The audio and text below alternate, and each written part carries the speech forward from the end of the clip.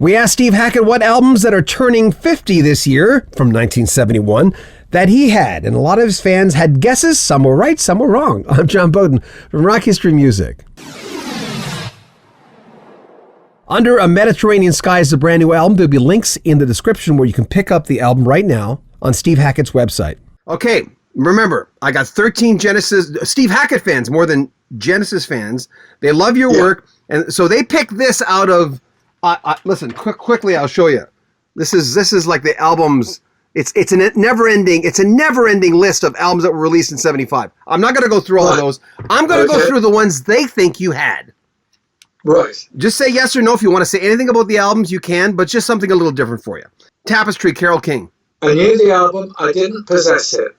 But, I was starting to get very busy at that time. I plead busyness. Okay.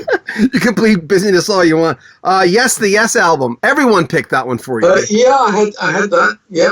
Okay. It might have been me, it might have been my brother, but we certainly had it at home. Yeah. Jethro Tull, Aqualung. Didn't have that. James Taylor, Mudslide Slim. No, didn't have that. You know why? Of course, because of the guitar and the picking. I kind of assumed they picked that because of that. The Stones, Sticky Fingers. I was buying tons of Stones albums, but I have to say that by the time I became a professional musician, I didn't have the time to go to record shops. I was always working. 15 albums. Yeah, here we go. Sure. McCartney, Ram. I liked the album very much, but I'm not sure if I possessed a copy or if John did. I think we had it at home, yeah. And I'm not surprised by this, ELP Tarkus. Yeah, I had that. Okay, Joni Mitchell, Blue. Everyone picked that one for you. I had that, yep. I had that. Moody Blues, Every Good Boy Deserves Favor. Yeah, in a way, picked up on that latterly, yeah. Yeah, same here, actually, with that one. Santana 3, everyone picked that one for you. Oh, interesting. I'm not sure if I know it. I probably know some of the tracks on it, though, Yeah. Lennon, Imagine. Yes, certainly. And again, this is another one that everyone picked. Cat Stevens, Teaser and the Fire Cat. I don't know why they chose that one for you. Right.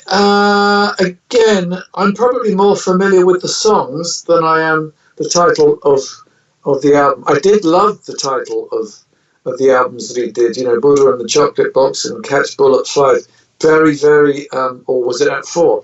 And, great titles for albums that seem to have no logic whatsoever and very clever in that way. Yeah. Traffic, Low Spark and High Heel Boys. Yes. Elton John, Madman Across the Water. Everyone picked that one. Yeah, I think that, Elton's work is just basically fabulous, yes. Yeah. Okay, 3 more. Yes, Fragile. Yes, certainly. And, just one more. Badfinger, Straight Up. No, didn't get to that one, I must say. No. I find it interesting when you say this, and I think the normal fan might not get that, the fact that... Yeah.